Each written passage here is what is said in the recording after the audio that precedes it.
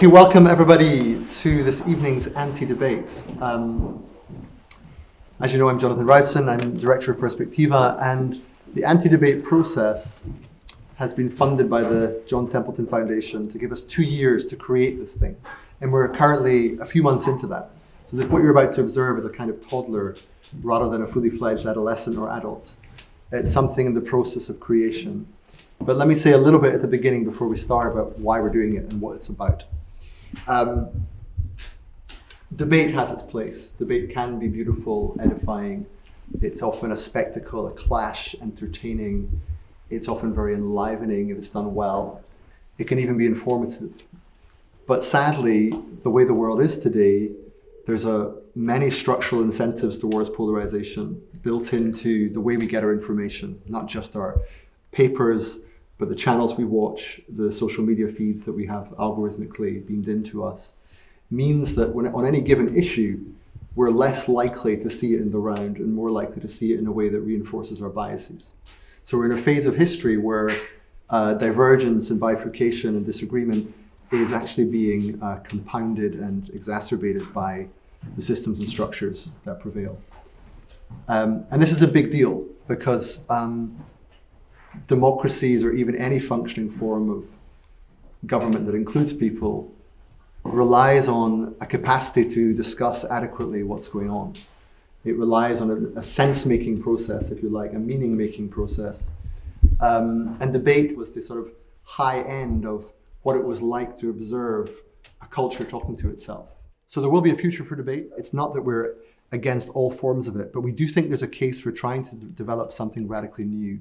I would say that the key idea to grasp here is that whereas debate is primarily about opposing views in which the center of inquiry is somehow in the middle of the room and people are trying to figure out who's winning, which side am I on, right? That's sort of debate classically conceived.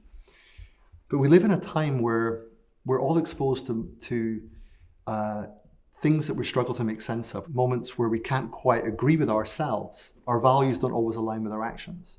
Our ideas don't always chime with our values. And a lot of what the anti-debate's getting at is that internal struggle. And it's a struggle you'll see between us on stage probably, but it's also one we want you to experience too. It's about finding your own inner center in a relationship. So what are we trying to achieve at the end of it?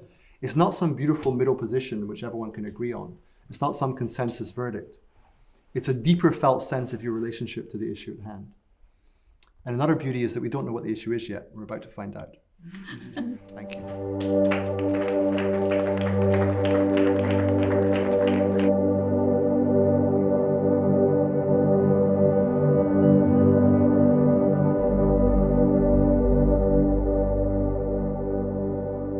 going to ask my colleagues here to spend a moment now just going into themselves and asking for a provisional question that feels it matters right now, that feels maybe a little bit uncomfortable, maybe a little bit pregnant with possibility.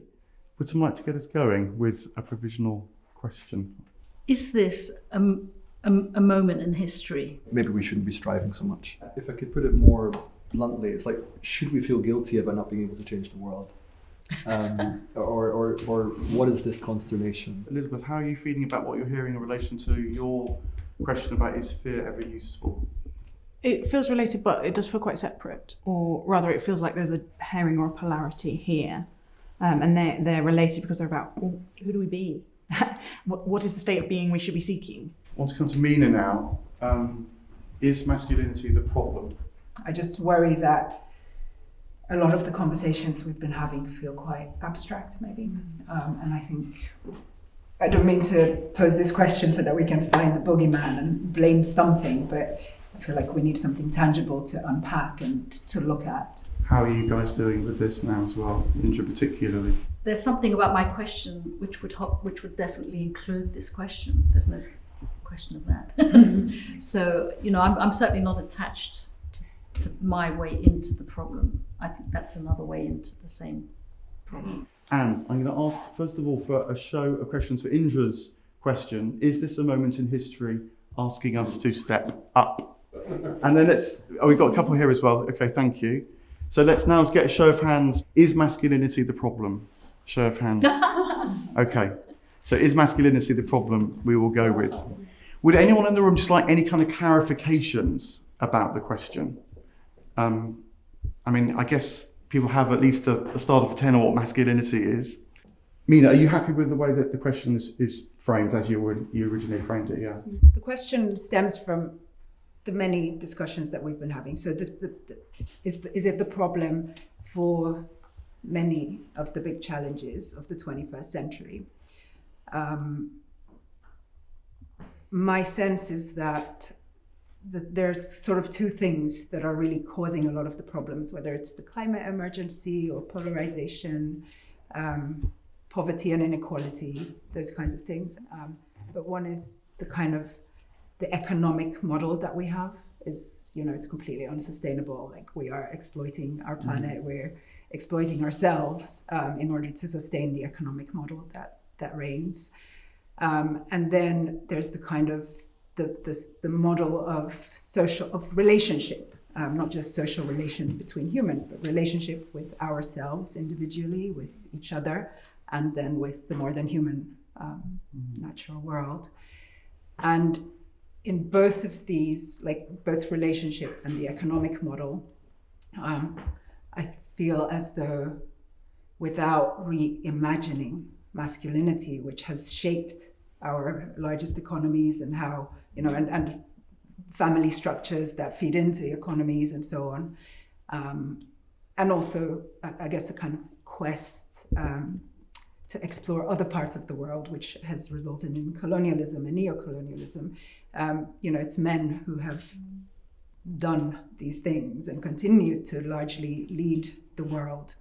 And also, insofar as our relationships and how we may not be able to express emotions with each other, how we denounce interiority, and always stay on this kind of abstract space, and that feels to me like it's actually very connected to how we perceive masculinity. We have a question now.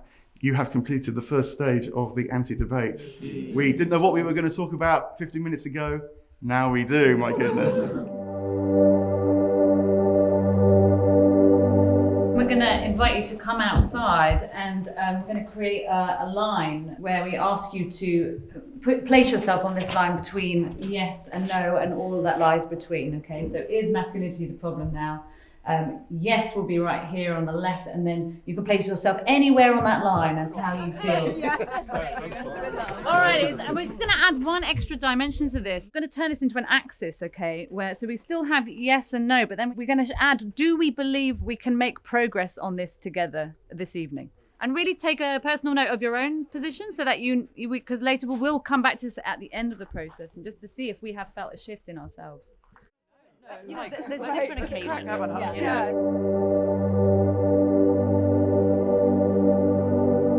We want to just get everything in the room that is relevant on the table. So if you have a metaphor or a short story that relates to this bigger social issue, if you have a strong emotional reaction to it, please say it. If this is okay with you guys, I don't think we're going to get into the biology of sex and gender. Let's keep that down here off the whiteboard.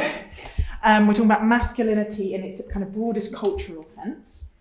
And I will guide a little bit, but I want to hear from everyone. So please do not hold back. You don't need to try and be clever. That's not what this is about.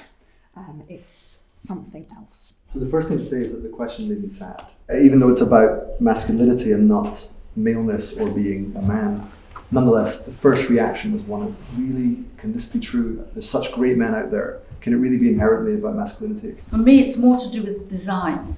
It's how we've designed our public space, and that men have designed the public space in a certain way. And it's not holistic. It doesn't really draw on the more complex resources that we have. If there's a problem, it's the lack of culturally appropriate sacred initiation into the masculine. And that's what we lost. And ever since we lost it, patriarchy developed. And men aren't doing very well. Some are doing very well, but the men are killing themselves in trying to live up to this. Men are depressed. Men are sacrificed themselves for centuries in wars, running into machine guns and bayonets, and because you're looking at me, so I just want to say that I completely get that. Patriarchy doesn't do men any favours. So that a better question might be, what does it even mean to be human? That goes up there. Forget that. So the number would be, is the problem is the question. The question itself is very masculine. Binary. Yeah, binary. I had a very strong visceral and personal response to looking at that quality, and it sort of hews around two significant losses in my life. The first was my father, who died in a reckless accident, a careless, violent accident. And then 40 years later, my husband hung himself. And so there's something around that, like, sort of heedless physicality or bravado. These are, particularly my husband was a lovely, sensitive man. And whatever made him turn to that kind of violent response. I mean, I think it works with Michael's sense of the lack of initiation into a whole being. So I wanted to add violence over here, partly Chama and Mina, and other things, that there is just, this is a big thing in the world, and it's mainly men who perpetrate it. But then over here I want to put education, because I think what I see as the mother of a son, and I actually don't think it's shameful to say, as a father of daughters, I get feminism, or because I think when we encounter people in human relationships, that's how our empathy deepens. But as a mother of a son, I see the way the education system actually problematizes young male who develop more slowly generally and can't sit still and need to run around more in general. And actually the discipline system in schools is problematizing masculinity at that age. The first thing that sprung to my mind was the image of yin-yang and the movement of one into the other, and the fact that one contains the other as well, in a kind of fractal way. And that they're described, as sun and moon, or north slope or south slope of the same mountain. And that, I suppose, to one extent, if you kind of get it back here into balance and remove the extreme masculinity, the thing that you used to call feminine has its kind of masculine side. With that, I want men to be men, and I know that my power is as a female in the feminine.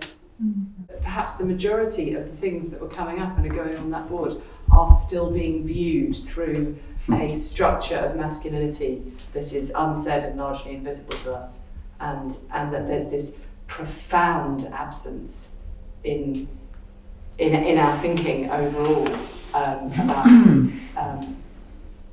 a sort of missing femininity, just as and I mean the feminine principle here, I don't mean women, just as there's this extraordinary, as Indra was talking about, this extraordinary kind of accumulation of historical absence in the institutions that we're dealing with. It's even in our framing of how we speak about this.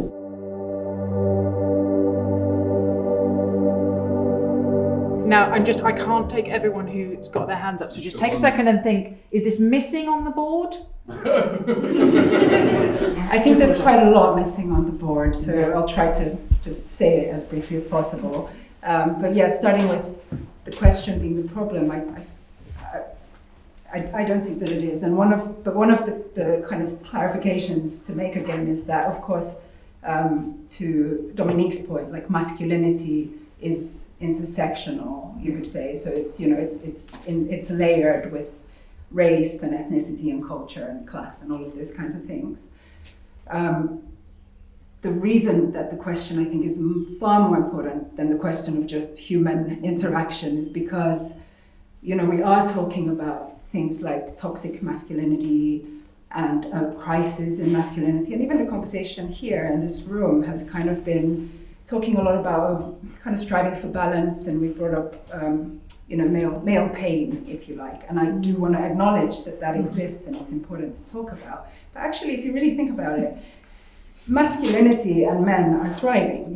Men are leading countries, men are doing less domestic work, men are wealthier than women, men are just incredibly privileged in comparison to women. So if any group is in, or any construct is in crisis, or is it would be femininity. I'm tired of women not having power, not being able to shape our societies, not being able to shape conversations that impact our lives. I'm tired of women being raped and abused and killed and beaten up in their homes. I'm tired of not seeing women in all of the powerful institutions. I'm tired of women not being acknowledged as voices. I'm tired of old women being made invisible. I'm tired of girls being conditioned to become passive with toys. I'm just tired of so many things. And what I'm tired of above all, perhaps, is that men are not talking really about how masculinity is the problem. And so, women once again have to do even that. I'm just tired of those conversations not happening, and yet there is so much pain and so much suffering for women because masculinity and not humanity is the problem. Thank you so much. Thank you for being honest and bringing your feelings. Sorry, Michael, I'm going to just call a halt. If there's anything I could say to help gather in, or if the question, I think it's been really useful somehow. I hope everybody else felt that way, but I just think that we should not leave the space and leave the question behind.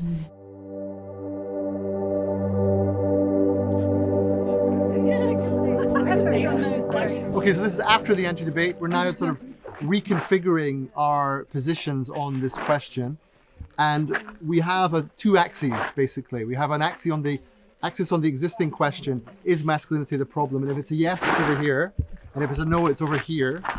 And now we have another dimension, which is about our chance of making progress on this question in the wider world. And if it's a yes, it's in that direction. And if it's a no, it's in that direction. In other words, you have to find yourself across two axes, both where you are on the issue and how confident you are that we can make progress on it. So for me, I'm somewhat towards the yes, but quite close to the middle. And after that debate, after the anti-debate, which went, I feel, quite well, I'm inclined to move backwards towards the yes. And I feel like I'm about happy here.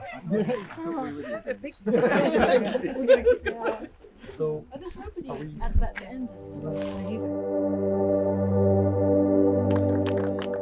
Thank you for being part of the first public anti-debate. I can add a couple of things. One is that, as you know, it's still in its early stages, but it has very different principles. It's involving the audience in a certain way.